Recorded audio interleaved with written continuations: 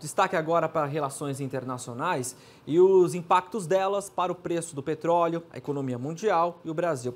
Olha ali, na semana passada, o petróleo atingiu o maior valor em 8 anos, com tensões entre Rússia e Ucrânia. Pois é, verdade, Pedro. E o preço do petróleo, a gente sabe que impacta as demais commodities, inclusive agrícolas, né? Como soja, milho, inclusive o trigo também.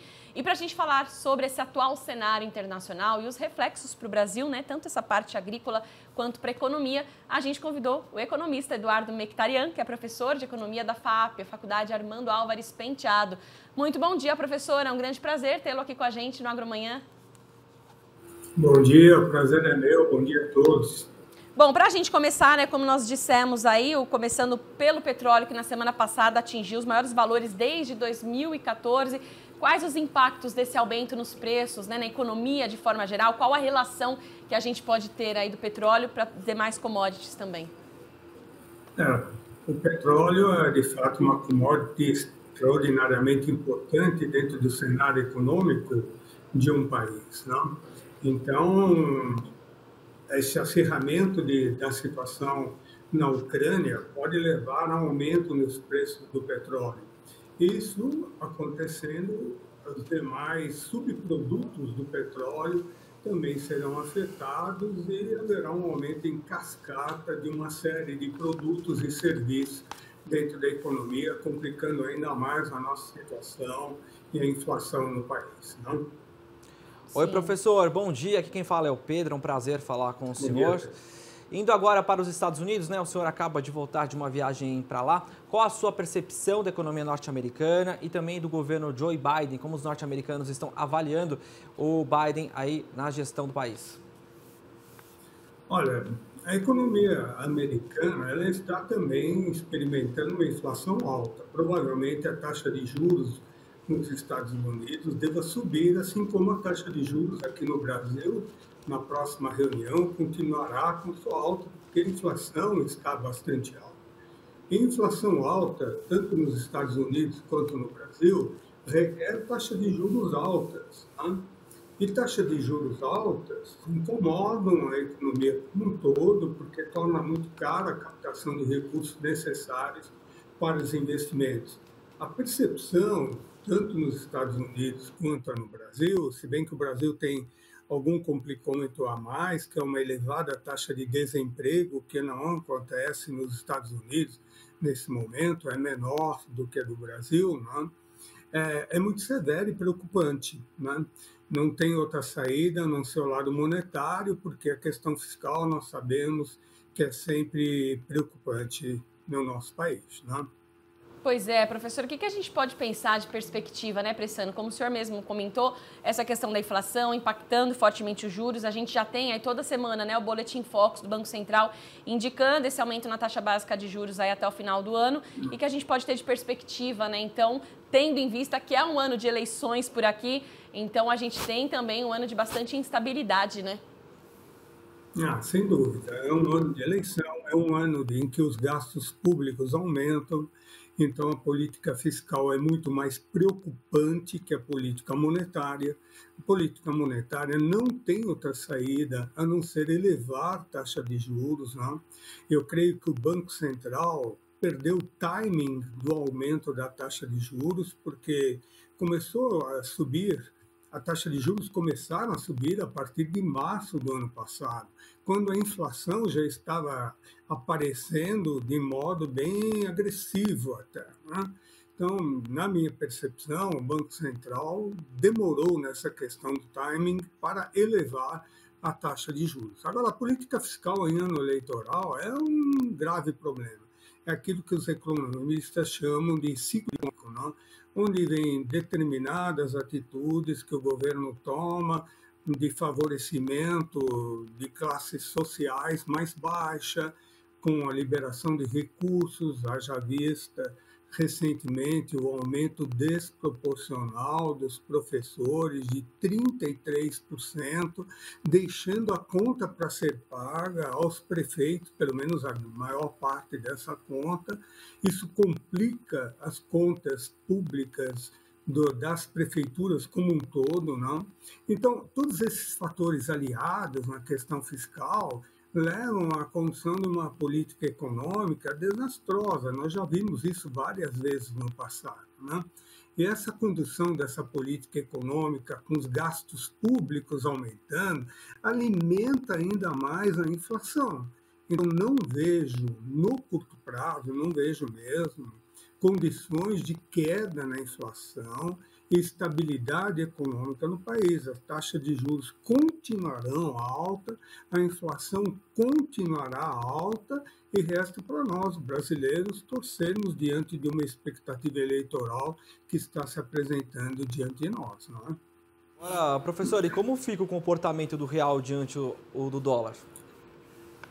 Bom, essa é uma pergunta que eu fiz para mim quando eu fui para os Estados Unidos há cerca de 3 semanas. Como fica? Dói para no bolso, né? Olha, a moeda não precisava estar tão desvalorizada assim como ela está, porque mesmo com essa situação que o Brasil está atravessando, entraram recursos interessantes na conta do capital externo aqui para nós brasileiros. Portanto, não houve assim um grande abalo. Quando entra dinheiro estrangeiro num país movido por especulação financeira ou por investimento direto na produção mesmo, a moeda tende a valorizar. No entanto, cenários políticos externos, como a crise na Ucrânia, que nós podemos estender essa crise como um pano de fundo para uma futura crise que é China e Taiwan. Isso é uma coisa que já vem sendo discutida no âmbito das relações internacionais, né? E outros cenários políticos internos aqui brasileiro, que é grave, nós sabemos que é grave.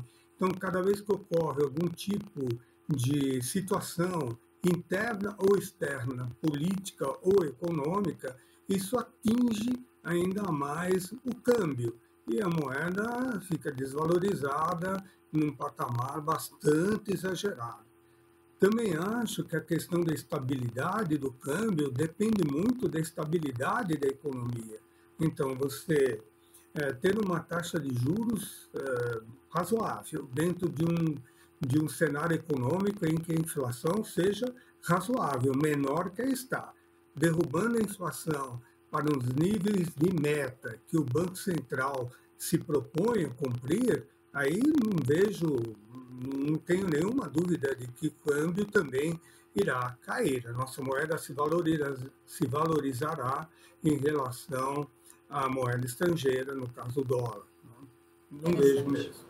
Agora, professora, a gente está vivendo muito aí um mercado de clima, né? Então, nesse início de ano, a gente teve uma seca muito severa no sul, muita chuva no Nordeste, agora também no Sudeste. E essa quebra aí da safra de grãos que está sendo colhida é confirmada. Isso deve influenciar também na inflação, né? Como a gente teve no ano passado também, o preço dos alimentos acabou prejudicando bastante aí também a questão da inflação e, consequentemente, alta para o consumidor, né? Interessante, porque eu sempre digo isso aos meus alunos, que as commodities internacionais, elas são arbitradas, os preços dessas commodities são arbitradas pela demanda e oferta mundial. Portanto, se sobe lá fora, fatalmente sobe aqui dentro. Não tem outra coisa. Agora, o agronegócio tem carregado o Brasil nas costas já por um bom tempo. E uma economia não pode depender apenas do agronegócio para a sua sobrevivência, seu crescimento econômico. A recuperação econômica do país também depende da indústria. E a indústria tem estado por vários anos seguidos com uma baixa produtividade e uma queda. Então, é preciso fazer um diagnóstico muito grande e implementar medidas para alavancar a indústria do nosso país. Se ocorrer a quebra de safra, novamente a inflação será alimentada e dói no bolso das pessoas de baixa renda. Então virão programas sociais, a sociedade brasileira é muito solidária, ela colabora com alimentos, cestas básicas, mas não é isso que nós queremos. Na verdade, o brasileiro está precisando de um toque de dignidade na sua vida, que é recuperar aquele emprego perdido, né? Ter a sua renda e, através, sim, desta renda, consumir os bens que nós precisamos. Se, de fato, a quebra da safra for consistente, né, espero que não, né, provavelmente nós vamos ter a inflação por mais um bom tempo nesses níveis de 2 dígitos. E reduzir uma inflação que atingiu 2 dígitos para 1 dígito de volta requer uma taxa de sacrifício muito grande da população, da sociedade como um todo. Será difícil cada vez mais. Então, o Banco Central e o governo, através do Ministério da Fazenda, tem que implementar medidas econômicas de caráter fiscal que abre espaço para a política monetária ter uma redução de juros e poder aí aumentar os investimentos diretos. Eu vejo um cenário preocupante neste primeiro semestre deste ano, né, em termos de todas essas variáveis macroeconômicas, que é a inflação, desemprego, a taxa de juros, o crescimento da economia, já com uma percepção do próprio Banco Central de um crescimento econômico pífio para este ano. Né? Mais um minutinho, eu queria otimizá-lo para perguntar sobre a questão do pico, né, de casos de Covid aqui no Brasil. Devemos passar por isso logo ou a crise vai persistir? Então, Covid é uma coisa que as pessoas estão levando a sério, sim, é uma minoria que não leva a sério a questão da Covid. A questão da Covid agrava a saúde pública, e agravando a saúde pública, aumentam os gastos públicos dentro do país, mas o Brasil tem avançado através de um trabalho árduo feito pelos governos estaduais e municipais na vacinação. Isso nos dá um certo alento de que esse Ômicron que aí está afetando todos os países e agora voltou com tudo no Brasil, o seu impacto, socialmente falando, em termos de saúde do indivíduo, é minimizado por conta da vacinação, graças a Deus, né? Não está causando mortes num nível tão elevado, mas sobrecarrega os hospitais.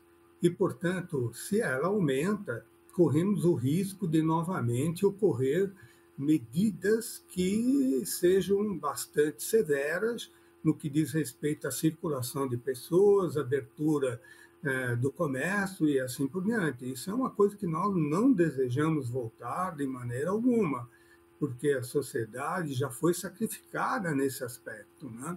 Então, nós temos que torcer e ver o resultado de onde vai levar essa vacinação, para que essas medidas, como o retorno às aulas, a abertura do comércio, que recuperou um número bastante elevado de empregos, né?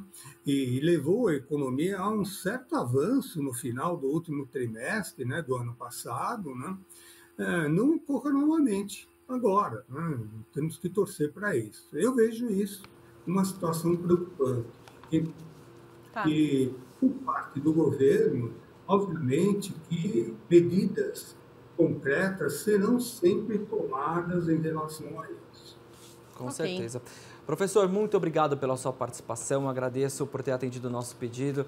O nosso Agromanhã está sempre de portas abertas para o senhor, para o pessoal da AFAP também, para trazer essas informações e também análises ao nosso assinante aqui do AgroMais, também do canal Terra Viva. Um abraço para o senhor, até a próxima. Obrigado, um abraço para todos, bom trabalho. Obrigada, professor, e bom retorno às aulas aí, que está começando também em breve.